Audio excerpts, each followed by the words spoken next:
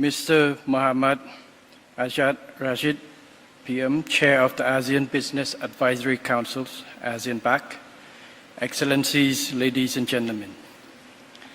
I am pleased to join the ASEAN Business and Investment Summit, ABIS 2023, to deliver special remarks on ASEAN in the pursuit of peace and prosperity. I would like to first thank the ASEAN Business Advisory Council, ASEAN BAC, for its relentless effort to make this summit happen annually, whereby key deliverables from the discussion among key stakeholders can be served as inputs for the considerations of ASEAN leaders to address challenges faced by the private sectors. Facing many global challenges, we are living in a difficult time with great uncertainties. Geopolitical rivalry between major powers is tightening, causing constant changes in regional and global economy and trade, and putting greater pressure on peace, security, and prosperity for ASEAN as a whole. The ongoing Ukraine war, in particular, has caused tremendous destructions to the Ukrainian people.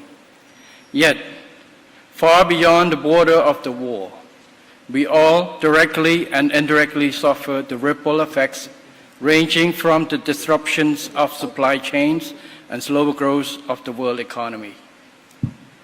Ladies, Excellencies, ladies and gentlemen, Cambodia has been actively advocating and engaging in regional and global peace and security matters.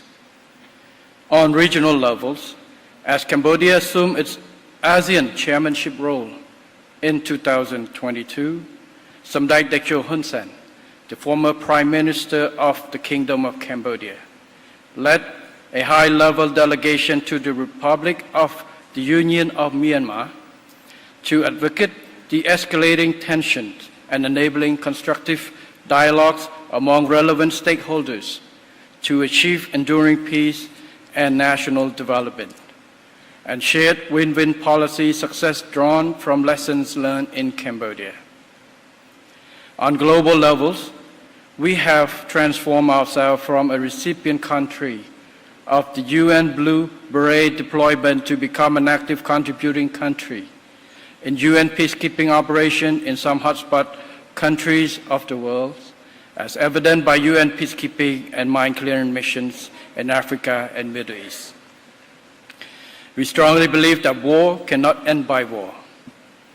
True peace and prosperity would only stem from peaceful settlement of conflicts through dialogue and consultations based on win-win approach, whereby it is imperative to have the participation and agreement of all parties involved, in a spirit of mutual understanding, setting the well-being of the people as a top priority. In the broader context, ASEAN and international communities must exert leadership in opposing the use or the threat of force against a sovereign state, while concerted effort is indispensable. In the meantime, members of ASEAN and the United Nations must adhere to the spirit of independence, sovereignty, territorial integrity, equality, and non-interference, stipulated in the ASEAN and UN charters.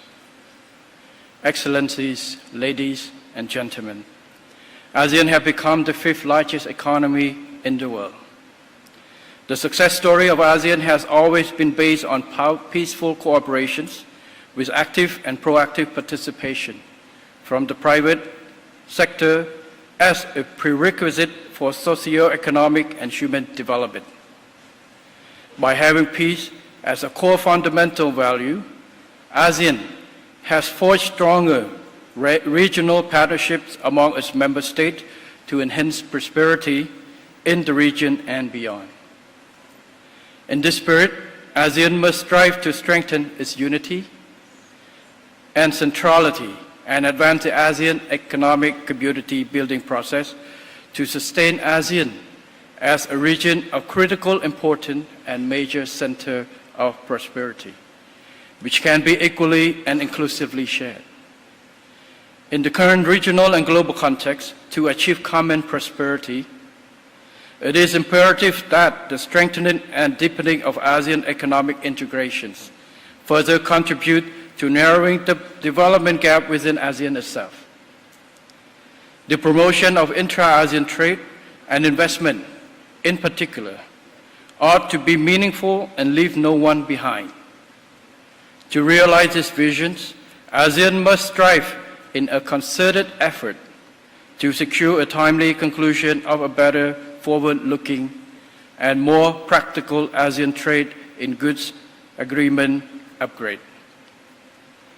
Equally important, we ought to fully and effectively utilize the Regional Comprehensive Economic Partnership Agreement, or RCEP, while ensuring that the existing ASEAN Free Trade Agreements and economic cooperation with all ASEAN dialogue partners are still of critical importance and relevant for businesses and investors. Moreover, ASEAN should take full advantage of the change in economic architecture to become more resilient by accelerating inclusive ASEAN digital transformations, enhancing and participation of MSMEs in the regional and global supply chain, and being more forward-looking and adaptive to emerging issues such as climate change, food security, pandemic, and others. Ladies, Excellencies, ladies and gentlemen, Cambodia attaches crucial importance to peace, political stability, and security. From a country marked by decades of wars, Cambodia has been enjoying peace, and through peace has graduated into the lower middle income country status, having sustained its economic growth of 7% per annum. Cambodia therefore holds true that peace, political stability, and security are the prerequisites and core establishment for socio-economic and human development, without which basic rights and freedom of the people cannot be protected, much less prosperity and development.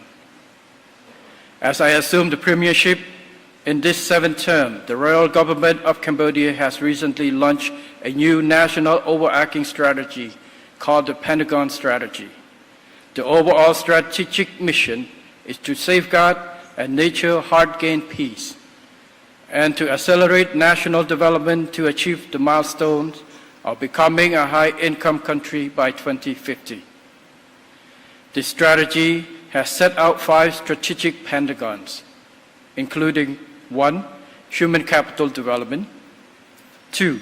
Economic diversification and competitiveness enhancement, 3. Development of private sector and employment, 4.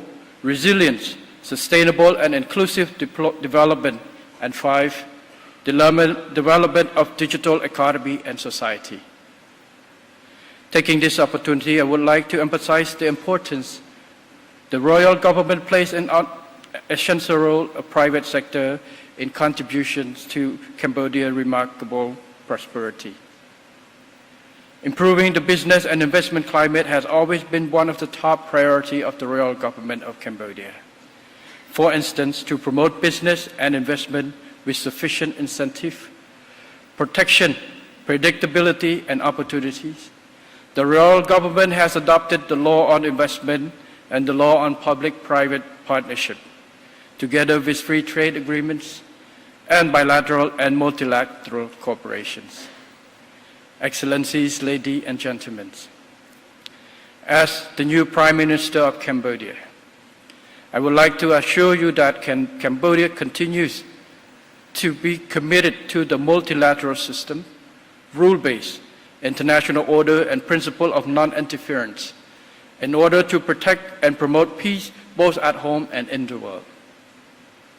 We will work closely with all ASEAN member states as well as private sectors to foster inclusivity, peace, and prosperity in the region and beyond.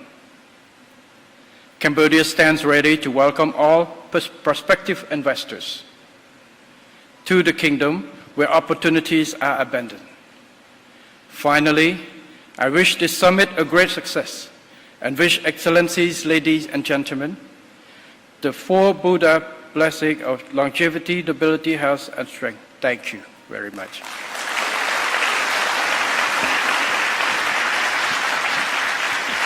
Thank you, the Prime Minister of the Kingdom of Cambodia, His Excellency Samdech Mahaprabhu Tipade Unmayen.